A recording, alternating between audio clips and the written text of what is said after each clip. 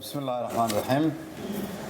sida aad ka maqasheen shalayta hay'adaha caafimaadka dalka waxay xaqiijiyeen in wadanka laga helay kiiskii ugu horeeyay ee cudurka loo yaqaan coronavirus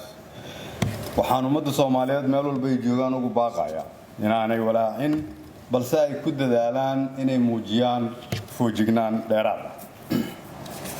dawladdu waxay diyaarisay waxyaabaha muhiimka u ah sidii looga hortagi lahaa cudurkan iyo qaabkii aan u wajihi lahayn xaaladda ka dhalan karta dawladdu waxay hirgelinaysaa xarumo aan ugu yeeri doono xarumaha badqabka oo ah xarumo aan rabno in lagu haayo dadka aan isleenahay waa in la karantiilaa inta la hubinayo caafimaadkooda ilaa hadda waxaan rajaynaynaa inaan sameeyno ugu yaraan 2 ama 3 xarumood sidoo kale waxaan rajaynaynaa in isbitaal Martini aan si gaar ah uga dhigno meeshii lagu daaweyn lahaa bukaamada waxa ku socota shaqo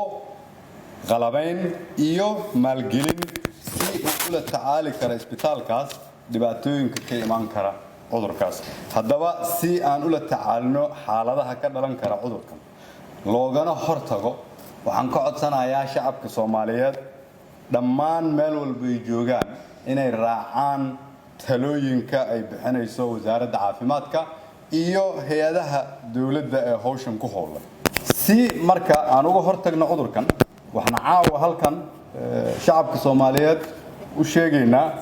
in la xiro iskuulada iyo jaamacadaha laga bilaabo maalinta berri ah oo ay xirnaadaan 15 maalmood kadibna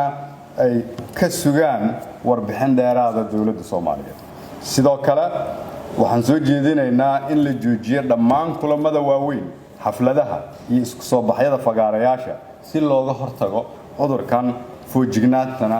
aan u xoojino dawladdu waxay kala shaqaynaysaa arrinkan dhammaan qaybaha kala duwan ee bulshada si aan u muujino wax ka qabadka cudurkan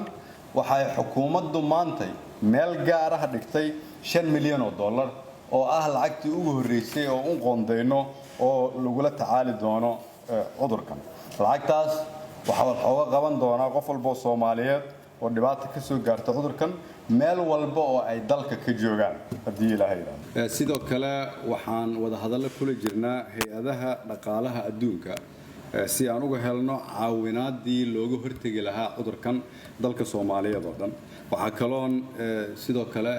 la fariisanay oo aan talooyin isweydaarsanay ganacsatada Soomaaliyeed sidii iyadana aanu xaqiijin lahayn